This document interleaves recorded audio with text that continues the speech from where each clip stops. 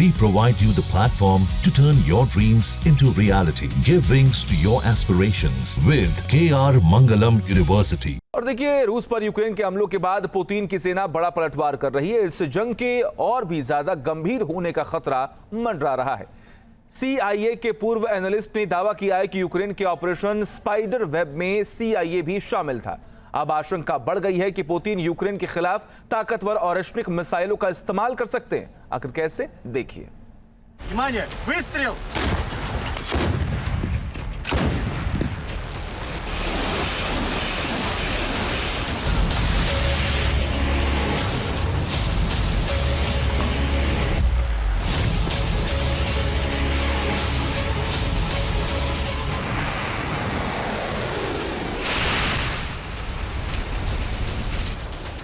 रूस पर सबसे बड़ा हमला, पुतिन लेंगे बदला।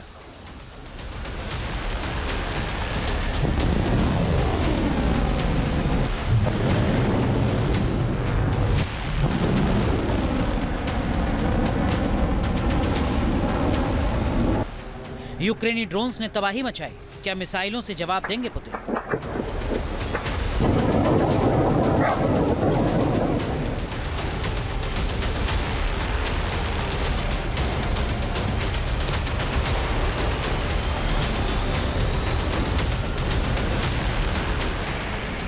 क्या CIA ने की जेलेंस्की की मदद? रूस की सेना अब तबाही मचाने की तैयारी कर रही है।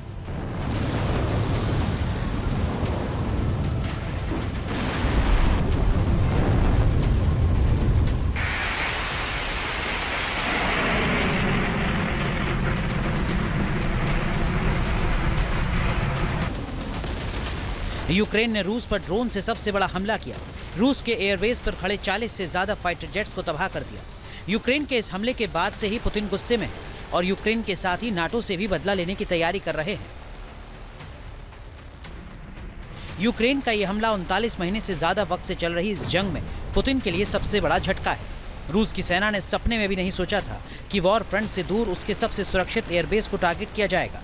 इस हमले को कैसे अंजाम दिया गया, किसने यूक्रेन की मदद की और अब नाटो ने क्या किया, सब कुछ बताएंगे। लेकिन उससे पहले पुतिन ने जो भीषण पलटवार किया वो जान लीजिए।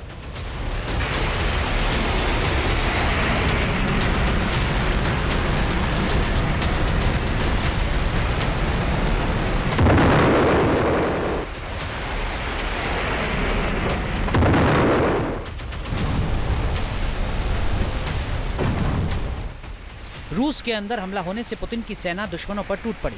रूस के हमले से पूरा यूक्रेन दहल रहा है।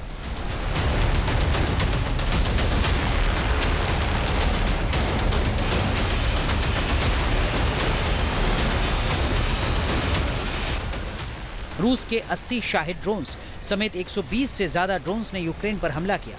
3 इंच दर KN-23 बैलिस्टिक मिसाइलों से हमला किया। 1 इंच दर K मिसाइल से भी हमला किया गया। रूस की सेना ने खार्किव, चर्निहिव और डोनेट्स्क में हमले किए। जो 4300 किलोमीटर अंदर रशिया के अंदर उन्होंने हमला किया, एक 2000 किलोमीटर, एक 820 किलोमीटर, रशिया को अंदाज़ा ही नहीं था कि इस माफी की कार्रवाई हो सकती है। तो अभी क्या वो कार्रवाई ब्रिटेन के खिलाफ करेंगे, क्या फ्रांस के साथ खिलाफ करेंगे, क्या जर्मनी के खिलाफ करेंगे, पोलैंड के खिलाफ करेंगे या अमेरिका को भी लेंगे? कहा जाता है कि इसमें इनडायरेक्टली ट्रंप भी इन्वॉल्व है।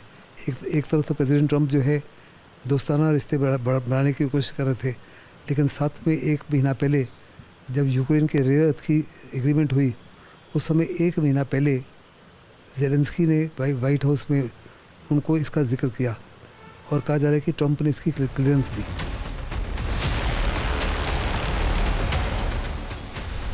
रूस के हमलों से यूक्रेन कांप रहा है। पुतिन का गुस्सा लगातार बढ़ रहा है।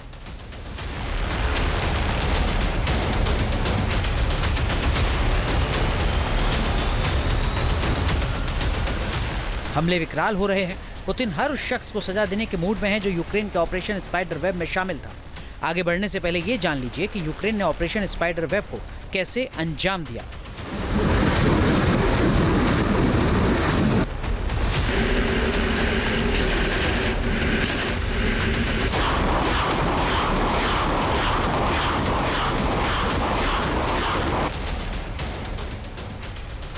यूक्रेन ने कार्गो ट्रक में रखकर ड्रोन्स को रूस के अंदर भेजा। रूस में 4000 किलोमीटर अंदर जाकर ड्रोन लदे ट्रक को खड़ा कर दिया गया।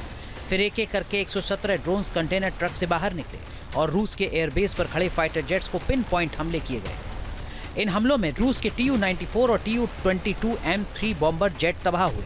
40 से ज्यादा फाइटर प्लेन बर्बाद हो गए, जिनमें A-50 रडार प्लेन भी शामिल था।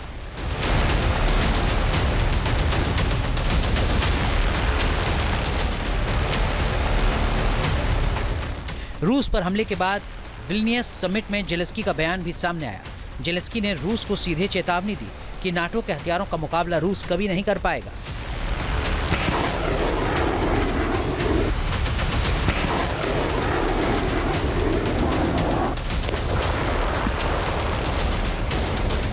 देखो, रशिया जो है जवाबी कार्रवाई तो ज़बरदस्त करेगा। ये जवाबी कार्रवाई केवल यूक्रेन के खिलाफ करता है या किसी और देशों के खिलाफ भी कर सकता है। न्यूक्लियर हथियार इस्तेमाल करना है या क्या नेटो के कुछ देशों के खिलाफ कार्रवाई करनी। दूसरे विश्व युद्ध के बाद पहली बार किसी दुश्मन देश ने रूस के अंदर इतने बड़े हमले को अंजाम दिया है। 7 दशकों में पहली बार रूस को एक दिन में इतने फाइटर प्लेन गंवाने पड़े हैं। बताया जाता है कि यूक्रेन के हमले में CIA और एलन मस्क की स्टारलिंक ने मदद की थी। पूर्व CIA एनालिस्ट लैरी जॉनसन ने दावा किया कि इस ऑपरेशन को स्टारलिंक की मदद से अंजाम दिया गया।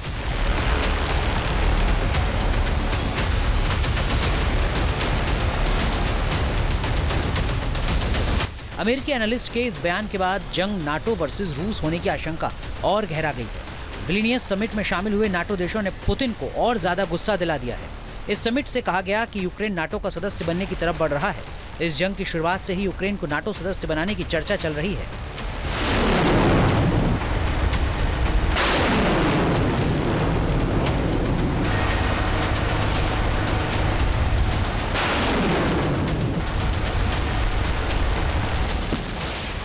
अब आशंका बढ़ गई है कि पुतिन की सेना इस युद्ध में ऑर्शेनिक हाइपरसोनिक मिसाइलों का इस्तेमाल कर सकती है। पुतिन के एक पुराने बयान की भी खूब चर्चा हो रही है। इस बयान में पुतिन ने कहा था कि वे यूक्रेन को सूरज के ताप वाले हथियारों से भस्म कर देंगे।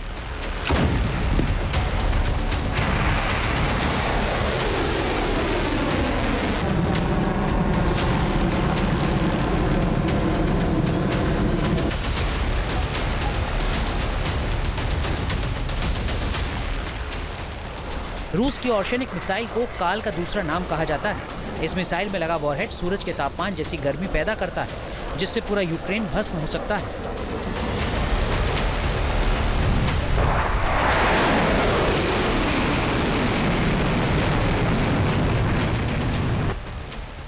यूक्रेन की ऑर्शेनिक मिसाइल 5500 किलोमीटर तक हमला करने में सक्षम है। ये मिसाइल मैक 10 गति से चलती है और इसकी गति 12300 किलोमीटर प्रति घंटा है।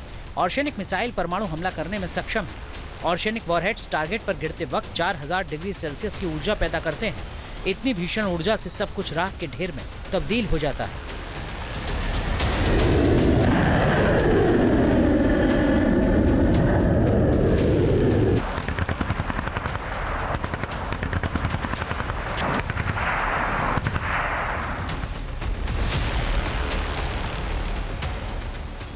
यूक्रेन ने रूस के अंदर हमला कर सोचा था कि शायद पुतिन शांति समझौते के लिए तैयार हो जाएंगे, लेकिन रूस ने स्पष्ट कर दिया है कि यूक्रेन के साथ शांति यदि होगी तो रूस की शर्तों पर होगी।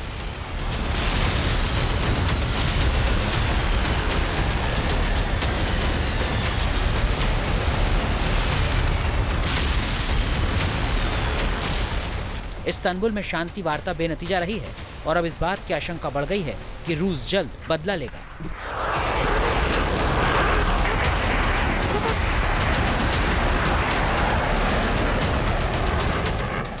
News nation. जहां भक्ति है हर शब्द में, कथाओं में छिपे हैं दिव्य रहस्य और ज्योतिष देता है जीवन को दिशा। धर्म से जुड़ी हर बातों को जानने के लिए हमारे चैनल स्तुति को सब्सक्राइब करें। चैनल पर जाने के लिए इस लिंक पर क्लिक करें।